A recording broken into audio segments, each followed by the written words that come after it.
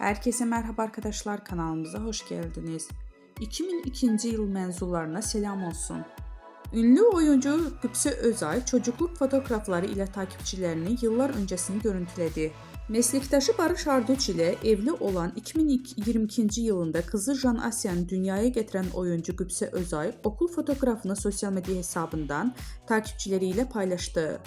Özay fotoğrafın altına şu not düştü.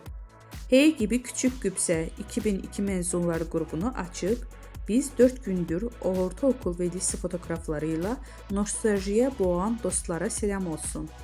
Kimisi annesiyle kulislerde tanıştı, kimi ise set aralarında babasını bekledi. Kimi ise tesadüfen sahneyle ilk tanıştı. İşte dün tanınmayan, bugün ise ünlü olan isimler ve şaşırtan değişimleri.